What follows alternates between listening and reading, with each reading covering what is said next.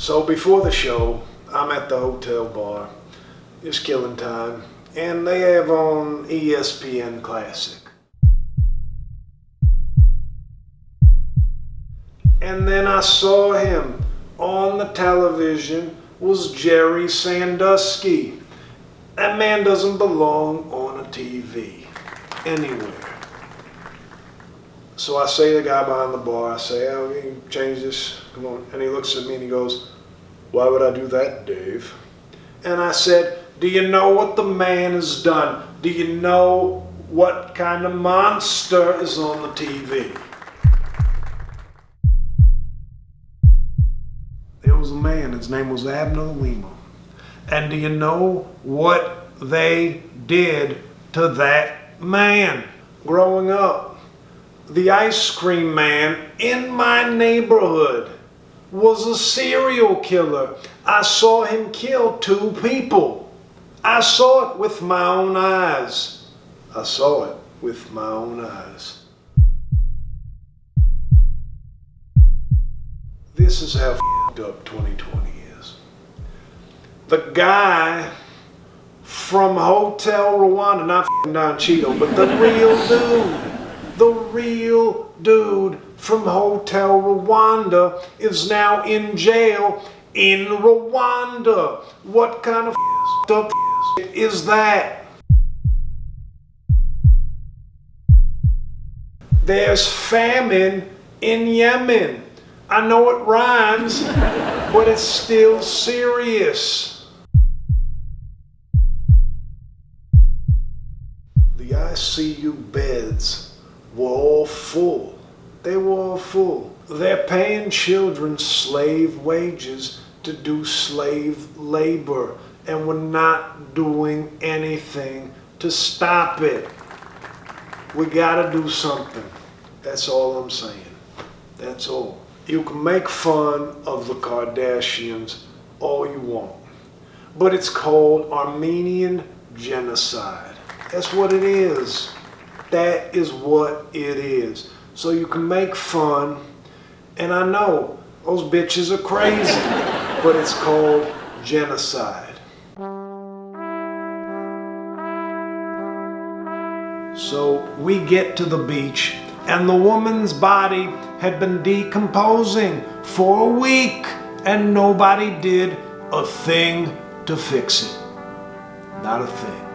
These men were trying to entertain, and their plane went down. Buddy Holly, Richie Valens, and the Big Bopper. It's called AIDS. It's when you have cancer, the bubonic plague. So I want to end my show with one more story.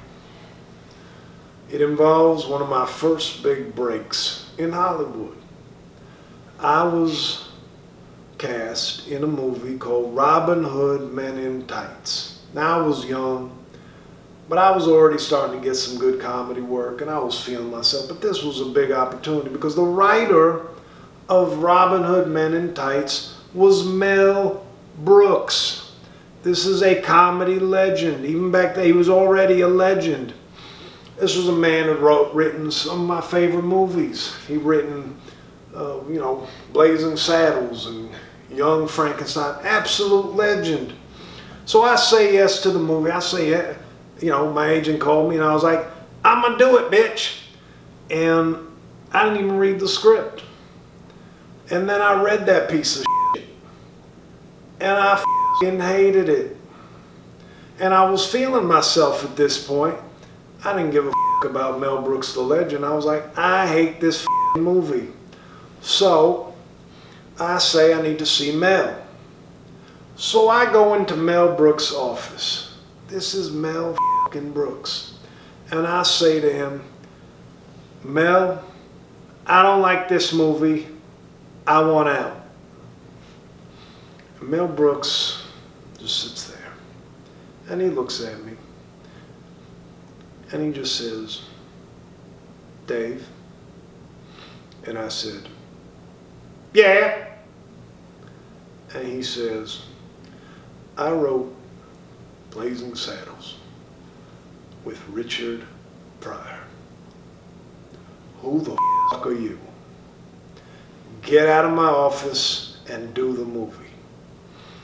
And I was mad for like 5 seconds. I was like, who was this little piece of shit to talk to Dave Chappelle that way? And then I realized 2 things.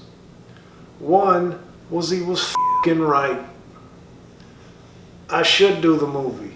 I agreed to do the movie, and I didn't know everything about comedy. This was a legend. This was Mel Brooks. So he was right. And the second thing I thought, was one day I want to be that dude. I want to be on the other side of the desk telling some young asshole to shut the fuck up and do the movie, because I know what the fuck I'm talking about.